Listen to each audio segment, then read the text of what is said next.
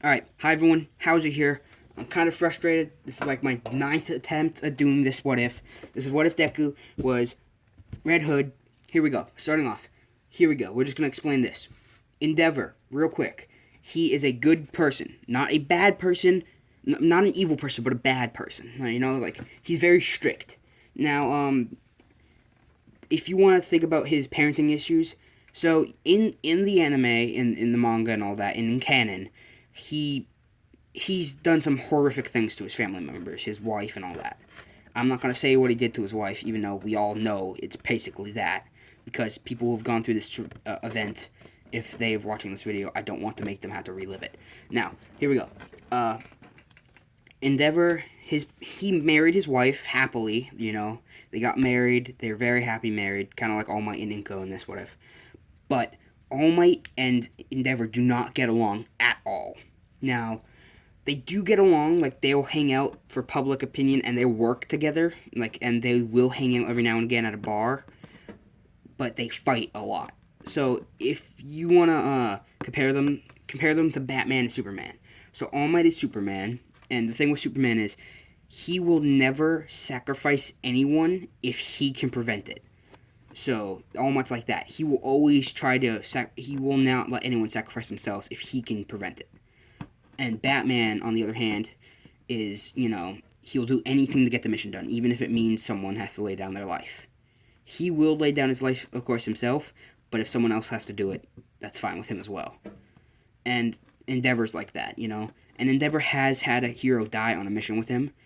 I'm not going to say who this hero was because it's just a random hero. But the hero laid his life down saving civilians, and Endeavor was busy fighting off another villain when this villain killed the hero, and Endeavor got there too late.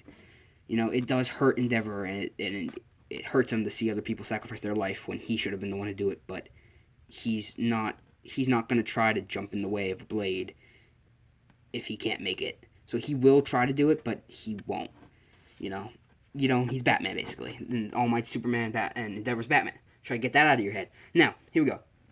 Enough with Endeavor. All Might, he has been searching the globe for the past week. Now, this is a week after the incident in Part 2. Like I said, the timeline, Izuku died at age 8, was resurrected like 6 months later, killed All for One, saved his father around age 11, and then here we are 3 years later. Literally 7 months after he killed All for One, I believe his name is, he opened up the Iceberg Lounge, which is what it's going to be called. Now, he opened it up. Here's a little thing about the Iceberg Lounge.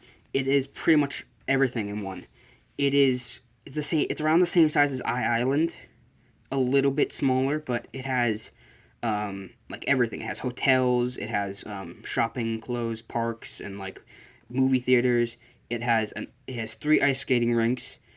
It has a pool in the middle of the lounge. So there's a lounge, the Iceberg Lounge, which is on his personal basically his personal version of Island. He has a lot of stuff there, and in the Iceberg Lounge, which takes up most of the island, there's skating rinks. There's a place where comedians do shows. There's a place for movies. There's bars and restaurants inside of it, and then there's just the lounge where you can sit, hang out with your friends and family, and talk and eat and all that. And you can skate for free. You can the drinks are free, but the food isn't. The drinks are free except for alcoholic drinks. Those you have to pay for. So that's all you really need to know about it. And there's this place called the Back Room, which is where rich people who are borderline bad guys, so people who hookers, drugs, and all that stuff, but are rich, can go back there and do that. Like I said, Endeavor he does not support that. Endeavor is a very strict hero. Good is good and bad is bad. You cross the line, you cross the line. You can't come back from it. That's his ideology. I hope I said that right. Okay. Enough with Endeavor. Here we go. Endeavor made an appointment with Izuku. That's all you have to know. He's coming to meet up. Now, here we go. All Might searching the globe for the past week for any trace of his son. He hasn't found anything, as we know in the last What If. Izuku erased his existence after he died. So all the pictures that were with him are now changed to black hair. And I did say red eyes, but now I'm going to change them to blue eyes because, their red eyes aren't. They're cool, but I don't want him to look too evil, even though he is sort of evil. Now, here we go. Let's do this. Gran Torino, All Might has just finished telling Inko about Midoriya. The only people that know are Inko, the cops that took the DNA and examined it, and the detective that All Might works with closely, and Gran Torino. And all of those people are searching for for Izuku, and that's what he's telling Inko right when his phone rings. And guess what happens? It's Gran Torino calling with evidence. He found where Izuku's probably been for the past 7 years, because they don't know about All for One and all that. All Might thinks it might have been him that killed All for One, but he's not sure, because the mask has changed throughout those couple years. The mask turned from because the mask was black back then, it turned to red, and all that. Now, so here we go, real quick. The reason why how Gran Torino found out about Izuku in the nightclub is an old, not old, but it's like 3 years old. It's around the time, like 7 months after Izuku killed All for One, he opened the nightclub, and there's a picture there, and someone took a hard copy picture, and it was actually the guy that we meet in the new season. For those of you who know him, he's a photographer, and he pieced together bits and pieces about Midoriya and All Might's relationship. If you haven't seen that episode, I'm sorry, spoilers. But that guy took the pictures, and he made a hard copy version of it, and he put it on a newspaper. And Gran Torino likes reading the newspaper. That's all I have to say. But he thought that the picture looked a lot like Izuku, but it's been like 7 years since he's last seen Izuku when he was 8, and it was taken like 3 years ago. So he was like 3. So he was 12. He was around 12 when he opened the company, and a lot of people were like, "Oh, a 12-year-old is running a high-class business on a highly expensive island," and he went by the name of crap. Jason Todd. Sorry, I had blanked for a minute. He goes by Jason Todd, and now not Endeavor. Oh my God. And Gran Torino is now like, I'm certain of it. This is him. He sends over the picture to All Might, and All Might goes, "Babe, we're gonna go." He goes, "Honey, we're gonna go get our son back.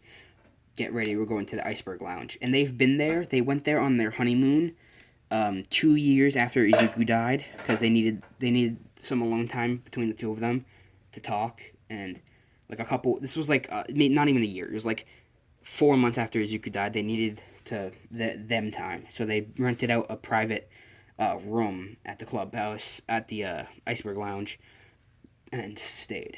Now, that's just a little backstory. They've been there like twice now since then, and they've never met the manager. No one has. They just know that the only people who have seen him are the people who've read the pages and saw the picture on the internet. But now the picture from the internet has been altered, so the only ones that haven't been altered are the hard copies.